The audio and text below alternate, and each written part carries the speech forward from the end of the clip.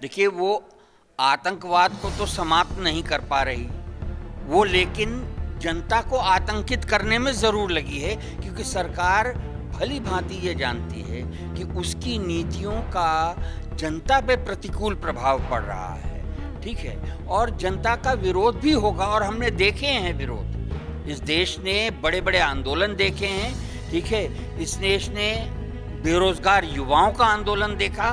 ठीक नारा है, क्योंकि मीडिया उनका है, क्योंकि आज वो सरकार में हैं, बड़े बड़े पूंजीपति और उनका प्रचार तंत्र है, तो नारे तो वो कुछ भी दे सकते हैं। लेकिन एक चीज़ मैं बताऊं, आतताई जब ताकत में होते हैं तो उनको हमेशा लगता है कि हमें कोई नहीं हरा सकता। लेकिन लोगों के विद्रोह तो वो आज दास प्रथा के ज़माने से आज तक चले आ रहे हैं, और ये उत्पीड़ितों ने ही समाजों को आगे धकेला है, समाजों को बदला है, समाजों को प्रगति की राह पे आगे ले गए हैं। देखिए, मैं तो इतना समझता हूँ कि पीपल का इंटरवेंशन है। कोई भी डेमोक्रेटिक सोसाइटी है वो तभी एनलाइटन सोसाइटी बनेगी जब कॉमन मैन उसमें इन्वॉल्व होगा और उसका हस्तक्षेप ज़्यादा होगा।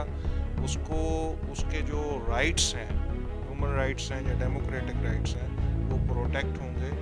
Right to question, right to dissent, right to in life, right to liberty, ये सभी जो फंडामेंटल राइट्स हैं वो प्रोटेक्ट होंगे।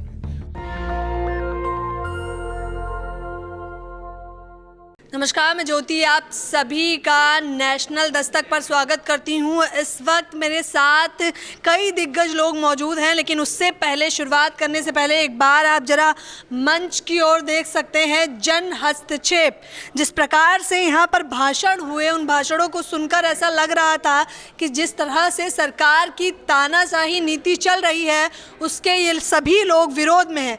गांधी जी की फ़ोटो भी है यहाँ पर, तस्वीर है बड़ी सी, जिसे देखकर आप समझ गए होंगे कि जाहिर तौर पर अहिंसावादी बातें की गई होंगी। बिना देर करे शुरुआत करना चाहूँगी, तो चलिए चलते हैं। क्या कहेंगे आप इस मामले में? देखिए, हमारी जो आज की मीटिंग थी वो इस बारे में थी कि सरकार ने जिस तरीके से एक आतंक की स्थिति, और वो भी न्याय का सहारा लेकर, कानून का सहारा लेकर के पूरे देश को आतंकित करने की एक मुहिम सी जो चला रखी है। आप देखिए कि यूनिवर्सिटी के स्टूडेंट्स वो कोर्ट से बरी कर दिए जाते हैं और सरकार उनके खिलाफ जाती है अपील में कि नहीं साहब, इनको दोबारा बंद किया जाए या इनका केस जारी रखा जाए। ठीक है, तो ये दिखाता है कि सरकार कोई भी, किसी को भी पकड़ के आप यूएपीए के तहत या किसी और इस तरीके के कानून के तहत बंद कर दीजिए, जिसमें कि बेल का प्रावधान ऐसा है कि वो सर के बल खड़ा है, जिसमें बेल मिलना ही मुश्किल हो, तो वो ऐसे उदाहरण पेश करके लोगों को डराना चाह रही है। सरकार तो खुद कह रही है बार बार कि वो आतंकवाद को समाप्त करने में लगी हुई है। देखिए, वो आतंकवाद को तो समाप्त नहीं कर पा रही वो, लेकिन जनता को आतंकित करने में ज़रूर लगी है, क्योंकि सरकार भली भांति ये जानती है कि उसकी नीतियों का जनता पे प्रतिकूल प्रभाव पड़ रहा है। ठीक है, और जनता का विरोध भी होगा, और हमने देखे हैं विरोध। इस देश ने बड़े बड़े आंदोलन देखे हैं। ठीक है, इस देश ने बेरोजगार युवाओं का आंदोलन देखा। ठीक, और उसे किस तरीके से दबाया गया, तो ये सब सरकार जानती है। तो आप सरकार के अच्छे दिनों पर क्या कहना चाहेंगे, क्योंकि अब तो 2014 के बाद अच्छे दिन शुरू हो गए हैं ना? देखिए, अच्छे दिन जिसके शुरू हुए हैं आप ढूंढ लें, ऐसा कोई आदमी मुझे तो मिला नहीं।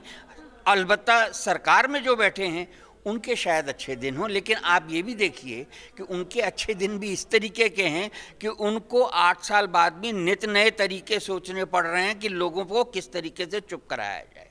ठीक है, क्योंकि सरकार, ये सिर्फ ऐसा नहीं कि लोगों को ही भयभीत करना है, ये सरकार का भी जो भय है लोगों से, ये उसकी जो तमाम हरकतें हैं वो इस बात को भी दर्शाती हैं। और ये बात तय है कि देर सबेर लोग अपने अधिकारों के लिए उठ खड़े होंगे, जैसा कि किसान आंदोलन में उठे, जैसा कि उससे पूर्व में मुस्लिम महिलाएं और तमाम प्रगतिशील तबके सीए एनआरसी के खिलाफ उठे और उससे पहले जैसा कि छात्र आंदोलन इस देश ने देखा। भयभीत तो वो लोग होंगे ना जो भ्रष्टाचारी हैं। सरकार अब विकास ला रही है तो भ्रष्टाचारी लोग डरेंगे। नहीं तो वो ऐसा तो कौन भ्रष्टाचारी जो हैं, जो वो तो आज सरकार चला रहे हैं। अडानी साहब जो इस सरकार के सबसे बड़े पैरोकार हैं, ठीक है, उनका भ्रष्टाचार तो दुनिया के सामने आ गया ना। अरे उनकी तो छवि बेकार करने की कोशिश की जा रही है। अडानी ग्रुप ने क्या कहा, उनसे सवाल पूछना मतलब देश से सवाल पूछने जैसा है। देश से सवाल अब ये देखिए, ये दो नैरेटिव्स हैं। ये उनका कहना है, हमने जो कहा वो अपनी बात हमने रखी कि ये नैरेटिव सिर्फ लोगों को जुटाने के लिए है और लोगों को आंदोलनों में उतरना पड़ेगा, इसका कोई विकल्प और नहीं है। ठीक है, तो वो अपना मानते रहें, हम नहीं मानते कि सरकार आतंकवाद खत्म करना चाह रही है, सरकार भ्रष्टाचार खत्म करना चाह रही है। भ्रष्टाचार ही उसकी बुनियाद का सबसे बड़ा स्तंभ है, ठीक है, और जनता इस स्तंभ को तोड़ेगी, तोड़ती आई है। इतिहास इस बात का गवाह है, आगे भी इतिहास लोगों के संघर्षों के दम पे ही आगे चलेगा। मोदी जी कह रहे हैं जीवन खपा दिया, पल पल खपा दिया है जनता की सेवा में, उसके बावजूद आप ऐसी बातें कर रहे हैं। साहब, मोदी जी ने तो हमें खपा दिया है, लेकिन वो कोशिश ये कर रहे हैं कि हम खप जाएं, लेकिन उनको मालूम नहीं है कि इस देश की जनता हजारों सालों से, चाहे वो हिंदू हों, मुसलमान हों, सिख हों, ईसाई हों, जो भी हो, वो हजारों सालों से एक साथ रहते आए हैं। तो मोदी जी भी तो भाई बहन कह के साथ कह रहे हैं ना, सबका साथ सबका विकास, नारा कितना प्रचलित है। हाँ, नहीं प्रचलित नारा है क्योंकि मीडिया उनका है, क्योंकि आज वो सरकार में हैं, बड़े बड़े पूंजीपति और उनका प्रचार तंत्र है, तो नारे तो वो कुछ भी दे सकते हैं। लेकिन एक चीज़ मैं बताऊं, आतताई जब ताकत में होते हैं तो उनको हमेशा लगता है कि हमें कोई नहीं हरा सकता, लेकिन लोगों के विद्रोह वो आदि दास प्रथा के ज़माने से आज तक चले आ रहे हैं और ये उत्पीड़ितों ने ही समाजों को आगे धकेला है, समाजों को बदला है, समाजों को प्रगति की राह पे आगे ले गए हैं, वो नहीं जो देखने में बहुत ताकतवर लगते हैं। हिंदू मुस्लिम का आरोप मत लगाइए, वरना कई सारे लोग कहेंगे कि बंटवारा तो गांधी जी ने ही किया था, शुरुआत तो उन्हीं की है। देखिए, वो अब मैं इन बातों में नहीं जाना चाहता, ये तो कहीं से कहीं चले जाएं। आज की हमारी जो मीटिंग थी वो बेल के प्रावधान पे थी कि लोगों को नाजायज़ रूप से जेलों में ठूंसा जा रहा है, बेबुनियाद तरीके, सरकार के पास कोई तर्क नहीं, सरकार के पास कोई सबूत नहीं, जो उनको लगता है कि ये हमारे विरोध में हैं उनको वो पकड़ के जेल में डाल रहे हैं। ये कारण है। हमारी मीटिंग उस बारे में थी, तो मैं अपनी टिप्पणी वहीं तक सरकार से तानाशाही चल रही है। इन्होंने कहा कि जो भी सरकार के विरोध में उठ खड़े हो जाते हैं उन्हें पकड़ के जेल में डाल दिया जाता है। बिना देर करे इनसे भी बातचीत करना चाहूंगी, क्योंकि एक सक्रिय चेहरा जाहिर तौर पर आपने किसान आंदोलन में देखा होगा। आप क्या कहेंगे? पहले तो जन हस्तक्षेप का मतलब जो देख रहे हैं उन्हें समझा दीजिए। देखिए, मैं तो इतना समझता हूँ कि पीपल का इंटरवेंशन है। कोई भी डेमोक्रेटिक सोसाइटी है वो तभी एनलाइटन सोसाइटी बनेगी जब कॉमन मैन उसमें इन्वॉल्व होगा और उसका हस्तक्षेप ज़्यादा होगा, उसके जो राइट्स हैं, ह्यूमन राइट्स हैं या डेमोक्रेटिक राइट्स हैं, वो प्रोटेक्ट होंगे। Right to question, right to dissent, right to in life, right to liberty, ये सभी जो फंडामेंटल राइट्स हैं वो प्रोटेक्ट होंगे। तो जन हस्तक्षेप लोगों की इंटरवेंशन है, पीपल इंटरवेंशन। अच्छा, यहाँ पे बहुत बड़ी बात लिखी है कि फांसीवादी मंसूबों के खिलाफ एक अभियान। तो किन किन मुद्दों पर चर्चा करी आज आप लोगों ने? देखिए, आज जो मेन सवाल था वो ये था कि जो लीगल एक डॉक्ट्राइन है कि जब तक आप गिल्टी प्रूव ना हो जाएं तब तक आप इनोसेंट हैं। लेकिन आज जो एक नैरेटिव है ये ऐसा गढ़ा जा रहा है कि भाई आप गिल्टी हैं, आप प्रूव करें कि आप इनोसेंट हैं।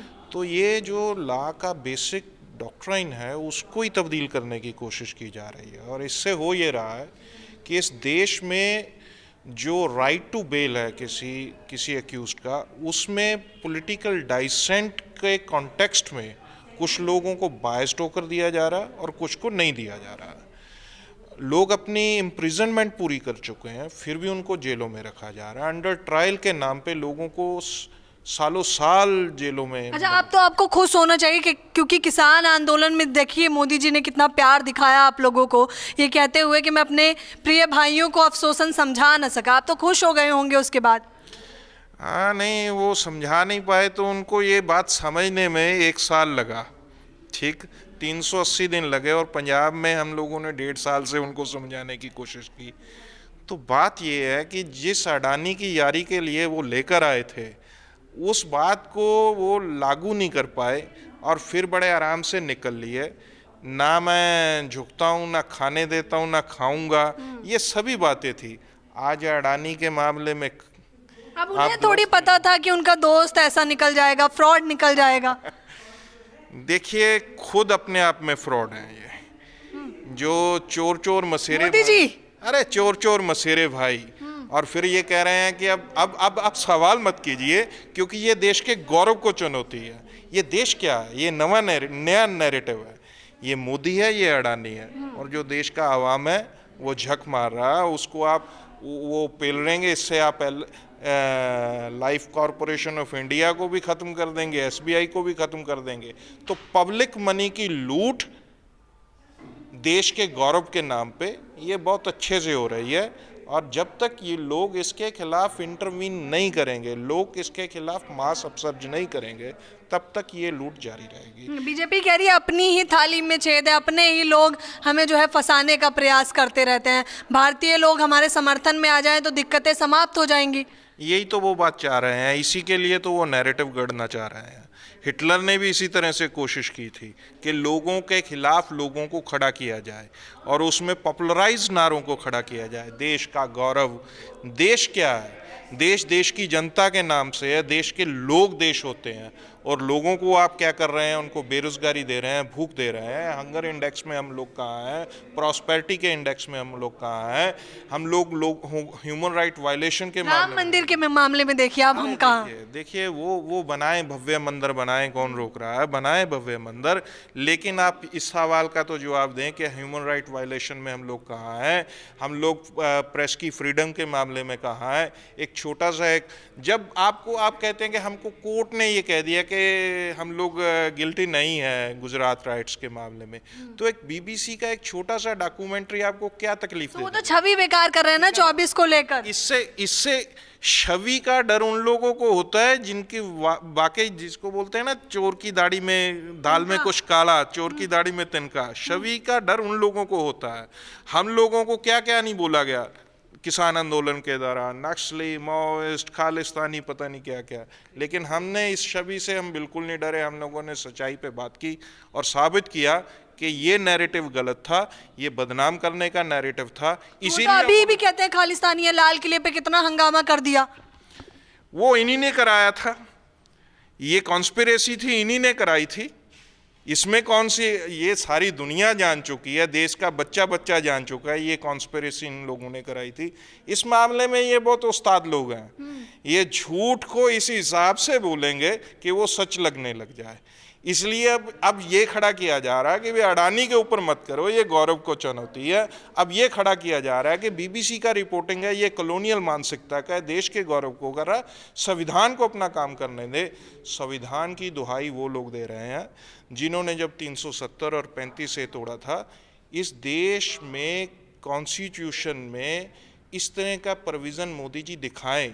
इस देश में ये तो है कि एक स्टेट को 2 स्टेट्स में बाइफरकेट किया जाए, उसको 2 स्टेट्स में तब्दील कर दिया जाए, 2 स्टेट्स बने हैं। इस देश में ये तो है कि किसी यूनियन टेरिटरी को स्टेट बना दिया जाए, लेकिन इस देश में किसी स्टेट को उसकी धाराएं ख़त्म करके यूनियन टेरिटरी में तब्दील किया गया। दिखाएं कौन से अच्छा, आप मुस्कुरा रहे थे जब मैंने कहा मोदी जी ने जन जन जो है हर दिन खपा दिया, पल पल खपा दिया है। आप मुस्कुरा क्यों रहे थे? कितने मेहनती हैं। हर बात के लिए, हर कॉन्स्टिट्यूशनल जो प्रावधान है उनको ख़त्म करने के लिए अपने अडानी अंबानी 2 लोग बेच रहे हैं, 2 कमा रहे हैं। उस यारी को निभाने के लिए पल पल खपाया है, इसमें कोई दो राय नहीं। उन्होंने पल पल खपा दिया है, लेकिन ये पल पल खपाने में इस देश के लोग अब देख रहे हैं कि हम लोग कहाँ से कहाँ पहुँच गए। तो इस देश की 24 घंटे काम करते हैं मोदी जी, लोग तो 8-10 ही करते हैं, वो 24-24 घंटे लगे रहते हैं। हाँ, तो फिर देश को लुटाने के लिए 24 घंटे के लिए जो वो काम करते हैं, 24x7, 12x30, ये काम उन्होंने बखूबी किया है। और जब मोदी जी ये कर रहे हैं तो उसी समय इस देश में युवा सबसे ज़्यादा बेरोजगार है, उसी समय इस देश में भूखमरी है, उसी समय इस देश में जातिवादी व्यवस्था है, उसी समय इस देश में रेपिस्ट को छोड़ा जा रहा है, उसी समय इस देश वो ब्राह्मण है, ब्राह्मण ऐसा थोड़ी कर सकता है वो। देखिए ये जो कुछ भी वो खड़ा कर रहे हैं, कौन करता है कौन नहीं करता है, एक बात समझ लीजिए कि ये व्यवस्था, ये शासन, ये सोच इस देश को टुकड़े टुकड़े करके विभाजित कर देना चाहती है। देश का आवाम जाग रहा है, एनलाइटन हो रहा है, वो बहुत ज़्यादा लंबा समय खामोश नहीं रहेगा। आप पठान में बजा तमाचा देख लीजिए और हिंदू राष्ट्र की मांग देख लीजिए बागेश्वर धाम की। अरे ये सभी जो दाएं बाएं ऐसे बोल रहे हैं ना, चिल्लाने वाले, ये लोग किसी दिन कूड़े के ढेर में होंगे। आप भी यही हैं, हम भी यही हैं। किसान आंदोलन ने ये दिखाया है, ऐसे नैरेटिव ध्वस्त होते हैं, सच्चाई जीतती है। दुनिया में ये बात है, ट्रुथ ऑलवेज प्रिवेल, और सच जीतेगा। ये मोदी कौन सा सच जितवाना चाहते हैं आप? लोगों का सच जीतेगा, लोगों का सच जीतेगा, लोगों का सच जीतेगा। एक बात समझिए, लोगों का सच जीतेगा, जीत रहा है और आगे भी जीतेगा। खामोशी, टेरर से खामोशी नहीं होगी। लोगों ने पठान में जिस तरह से तमाचा मारा है, ठीक है, इस गैंग को, इनको समझना चाहिए कि लोगों का डाइसेंट है जो, आप उसको लगातार दबा कर नहीं रख सकते, वो उभरेगा और खड़ा। तो पठान महज एक मूवी नहीं थी, बल्कि वो कईयों के चेहरे पर तमाचा था, जो लोग बार बार ये जताने का प्रयास कर रहे थे कि हम लोग कट्टर हिंदू हैं और हम ही लोगों ने ठेकेदारी ले रखी है हिंदुत्व की। उन सभी के मुंह पे ये तमाचा था। हालांकि यहाँ पर कितनी सारी चर्चाएं हुई, वो रिकॉर्ड करके भी हम आपको सुनाएंगे। इस पूरी खबर के बारे में आप क्या कहेंगे, मुझे बताना बिल्कुल ना भूलें। कैमरा पर्सन आशीष के साथ ज्योति, नेशनल दस्तक। नेशनल दस्तक की आपसे गुजारिश है कि अगर इसको बचाना चाहते हैं तो नेशनल दस्तक को सब्सक्राइब करने के लिए रेड कलर के सब्सक्राइब बटन को दबाएं, फिर बेल आइकन की घंटी दबाएं। नेशनल दस्तक को बचाने के लिए बहुत जरूरी है कि हर खबर को शेयर करें, लाइक करें, कमेंट जरूर करें।